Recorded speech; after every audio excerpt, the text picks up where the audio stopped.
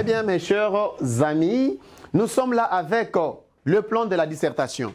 Nous avons 6 plans de la dissertation, d'une manière générale. Il y en a beaucoup. Vous allez me demander pourquoi ce magistrat dit 6. C'est parce que nous avons les plans généraux. D'autres plans là sont des plans accessoires qui sont complétés par d'autres. Alors, dans les 6 plans, nous avons d'abord le plan dialectique. Dialectique. Nous avons le plan problème, cause, solution. Nous avons le plan comparatif. Nous avons les plans inventaire. Nous avons les plans démonstration. Et enfin, nous avons plusieurs plans qui sont mis ensemble.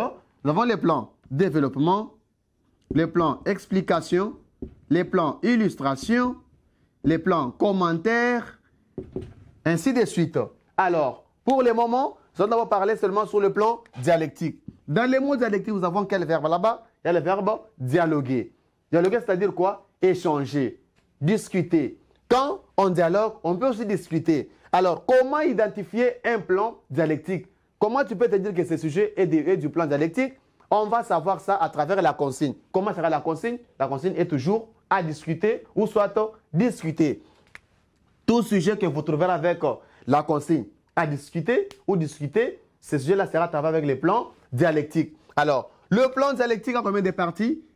Il a 3 parties. Nous avons d'abord la thèse, qui est la première partie. Nous avons l'antithèse, qui est la deuxième partie. Nous avons la synthèse. Pour élaguer certaines difficultés, il y a des élèves qui pensent que toute dissertation se travaille avec thèse, antithèse et synthèse. Non, non. Ce n'est que les sujets ayant exigé ce plan-là à travers leur consigne. Alors, la thèse, c'est quoi? Dans la thèse, on doit soutenir l'idée de l'auteur. On reste dans la même idée qu'est l'auteur. L'antithèse, on donne sa position. C'est-à-dire, on contredit l'auteur. Mais nécessairement, dans le monde scientifique, l'antithèse n'est pas réellement, nécessairement la contradiction, mais au contraire, vous ajoutez l'auteur.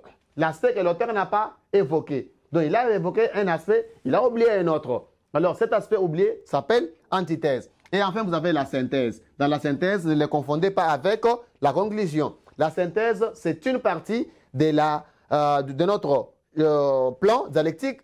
Et ici, on donne quoi? On donne la vérité nuancée. C'est-à-dire la vérité, l'équilibre entre la thèse et l'antithèse. Donc, pour ce plan ici, comment sera votre dissertation? Vous faites votre introduction, on se voit très bien. Après, vous êtes ici au niveau de votre développement. Développement qui aura maintenant 3 étapes ici, 3 parties.